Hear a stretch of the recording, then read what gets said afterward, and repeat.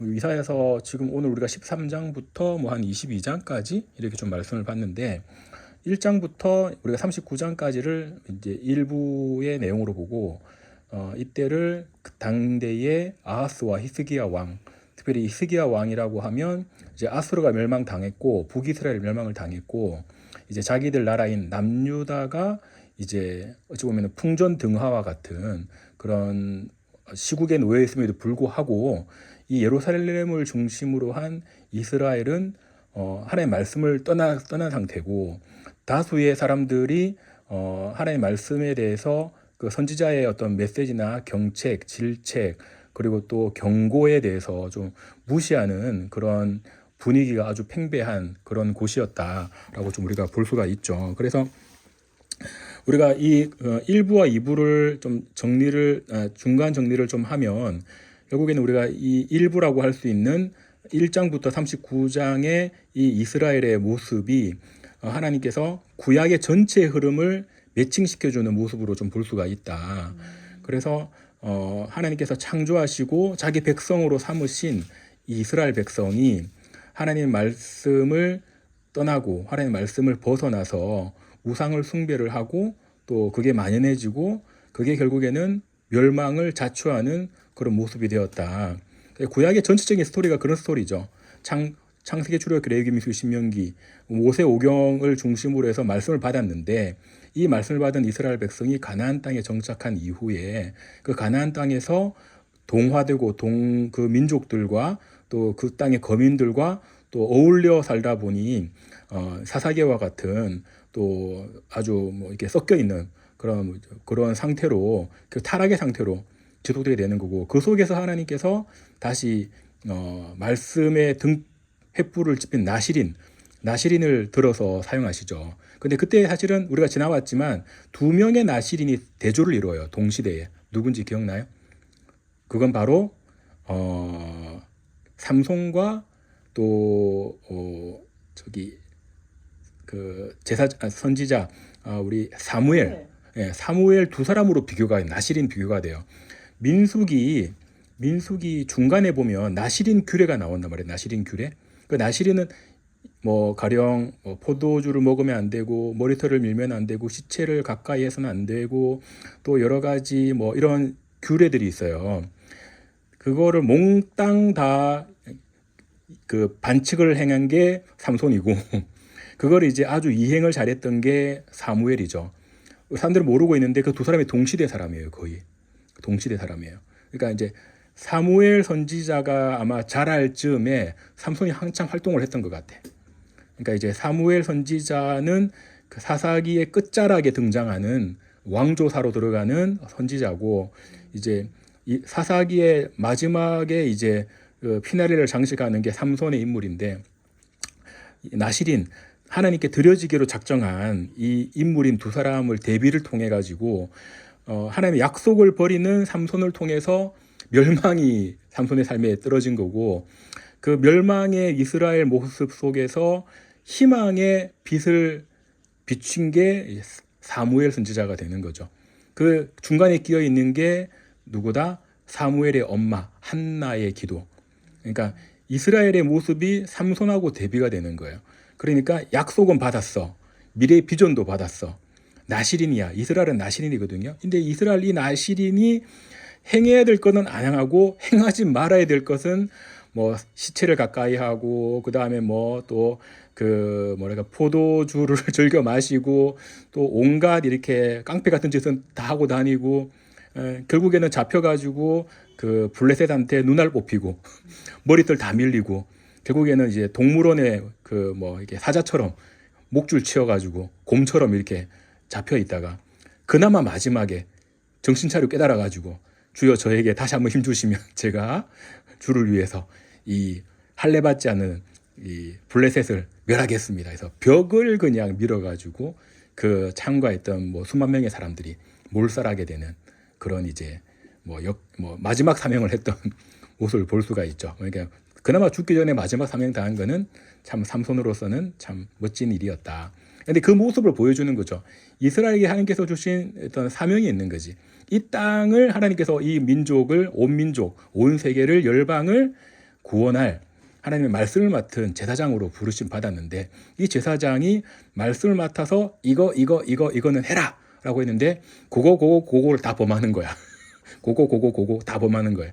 그러면서 이스라엘은 망가지고 말씀에서 떠나고 힘을 잃어버림이 이집트한테 기웃거리고 아수르한테 기웃거리고 바벨론한테 기웃거리고 결국엔 그렇게 하다가 나중에 믿었던 바벨론과 믿었던 이집트한테 결국에는 또 다 죽고 이렇게 된 거죠. 결국 하나님을 찾아가야 된다. 우리가 하나님을 찾아가야 되고 여호와를 찾아야 된다. 그럼 여호와를 찾는 건 뭐냐? 말씀을 다시 찾아야 된다. 말씀을 찾아야 된다. 그래서 말씀이 그들의 우리의 신비에 이스라엘의 마음에 바로 자리를 잡을 수 있도록. 근데 이제 우리가 구약에서 지금 이 선지서를 보면서도 깨닫지만 그 말씀 맡은 제사장들이나 말씀 맡은 그 위치에 있는 자들이 그 말씀의 역할을 하지를 못했더라 라고 우리가 볼 수가 있는 거예요. 자, 다시 돌아와서 우리가 이사야라고 하는 인물을 통해 가지고 그 일부의 이런 우리 이스라엘 백성들의 그 전체 모습, 이스라엘 나라의 전체 모습을 1장부터 39장까지 모습을 비춰서 보여주고 그 다음에 2부가 될 수 있는 40장부터 66장까지.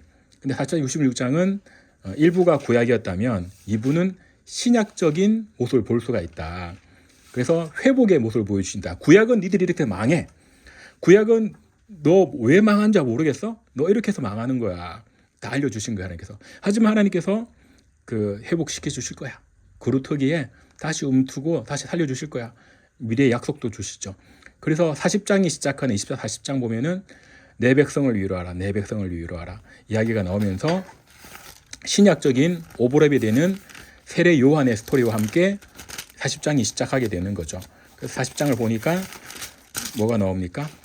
너희는 위로하라, 너희는 내 백성을 위로하라, 너희 하나님을 말하노라 쭉쭉 이야기를 하면서 3절에 광야에 외치는 자의 음성이 있어 너희는 주의 길을 예비하라, 사막에 우리 하나님 대로를 곧게 하라. 세례 요한의 똑같은 세례 요한이 이제 이 말씀을 인용을 하면서 마가복음 1장 4절부터 사역을 시작하게 되는 거죠.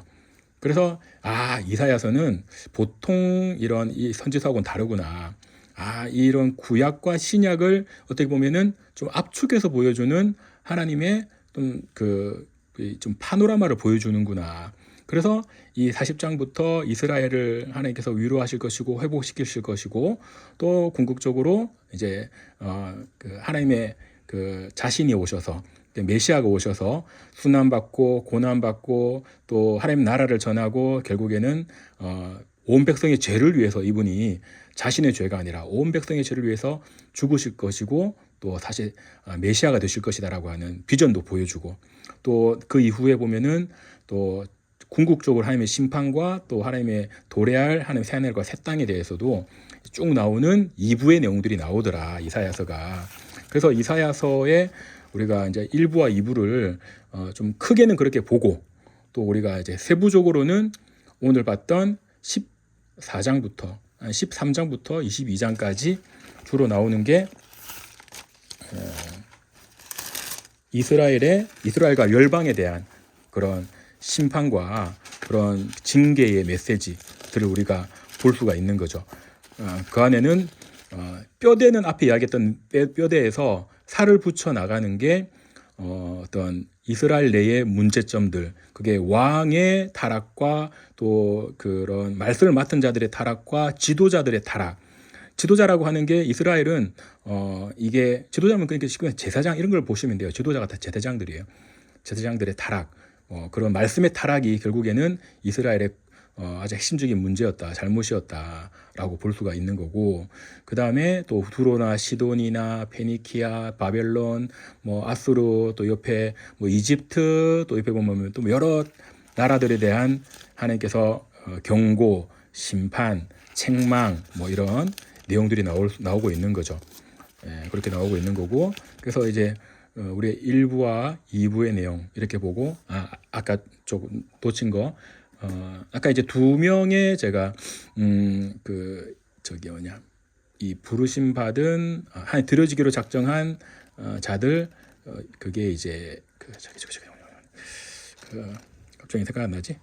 그죠. 삼손하고 사무엘 이런 사람들을 나시린이라고 하는데 이런 두 사람의 비교, 그러니까 말씀은 받은 그 나시린이었던 삼손은 말씀을 버려서 결국에는 그런 타락한 인생이 되고 멸망받은 인생이 되고, 하지만 말씀을 어릴 때 간직하고 지켰던 사무엘은 그 말씀을 가지고 끝까지 충성했던 이스라엘의 등불이 되었던 그런 모습을 우리가 비교를 해보면서 이제 말씀 맡은 이 그 자녀들이 어떤 삶을 살아가야 되는지 우리가 또 좀 우리 현대를 살아가는 우리가 또 붙들 수가 있는 거죠. 너무 어려워요. 조금 어렵죠? 자, 다시 적으면 이 말씀 사랑. 적용 부분이 그렇죠. 참 어려워요. 그래서 우리가 예수님 믿는 우리 신약의 우리 기독교인들이 첫 번째는 좀 말씀을 가까이 해야 된다. 일단은 말씀을 가까이 해야 되고, 그러니까 모든 사람이 다 말씀 가까이 하지 못 살더라고 내가 보니까. 그러니까 부르심 받은 사람들이, 말씀에 부르심 받은 사람들이 있어요. 나는 어떻게 보냐면 우리 이 세상을 살아가는 뭐 짧게는 뭐 7, 80년, 100년이 될 수 있는, 길게는 100년 될 수 있는 이 세상을 살아가면서 우리가 어떻게 이 말씀을 간소하고 보호하고 수호해서 지키고 나가느냐가 또 우리 개인에게 주신 사명이고, 또 우리가 가정과 우리 이웃에게 이 말씀을 우리가 또 잘 전달해서 증거해서 그들이 하나님을 배우고 만나고 또 살 수 있도록, 그러니까 진짜 말씀을 몰라서 하나님 모르는 사람들이 진짜 많이 있거든요. 보면은 아무리 교회를 열심히 다녀도 뭐 봉사를 하고 또 성가대를 아무리 열심히 해도 그게 또 자신의 뭐 습관적인 행동이나 또 뭐 그런 루틴 때문에 하는 분들도 실제로 많이 계세요.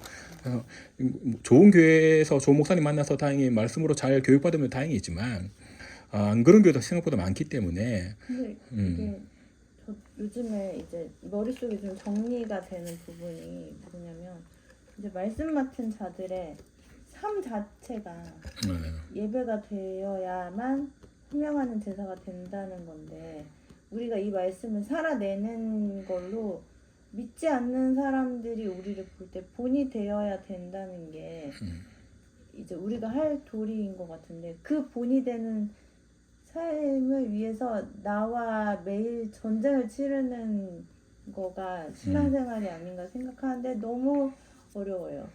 그렇죠. 그래서 우리가 어려워요. 세상은 결국은 해낼 것이다 이렇게 결정을 지어놓고 이제 거기에 싸워나가는 과정이라고 생각하면은 좀 마음이 편한 것 같고, 이제 성경은 어찌 보면은 답은 나와 있죠. 기록도 나와 있고 미래 우리가 약속도. 어차피 이제 승리를 하는데 이제 거기서 이제 거기에 도달하는 데까지의 과정. 근데 우리는 이 현재의 시간을 살아가는 우리의 어떤 피조물의 삶은 그 시간을 걸어가야 되기 때문에 미래의 장래의 약속을 보면서 살아가야 되는 거예요. 그러니까 아브라함도 그걸 받았지만, 약속을 받았지만 그걸 이룰 때까지 시간이 걸리고 중간에 어려움도 많이 있었죠. 아주 우리도 개인적으로 받는 약속도 있고 하나님 앞에 믿음도 다 다르겠지만 받는 부분도 있지만, 우리가 그 말씀을 붙들고 그냥 걸어가는 거예요. 살아가는 거예요. 내 일하고 내 가정 잘 섬기고 또 내 주변의 사람들에게 선을 끼치고 또 할 수 있는 대로 하나님 주시는 믿음이 있으면 그게 전도가 됐던 선교가 됐던 또 나갈 수도 있는 거고, 또 뭐 자녀의 삶을 또 가족의 삶을 잘 뒷바라지도 해주고. 하지만 그 안에서는 뭐 서브적인 이야기지만 그들은 개인적인 자기들의 힘과 능으로 일을 쓸 수 있도록 해야지, 또 뭐 다 뭐 해줄 수는 없다. 근데 이제 그건 우리가 뭐 별개의 이야기고, 그러니까 우리가 신앙적인 부분에서 우리는 하루하루를 이제 배워가고 하나님과 동행하면서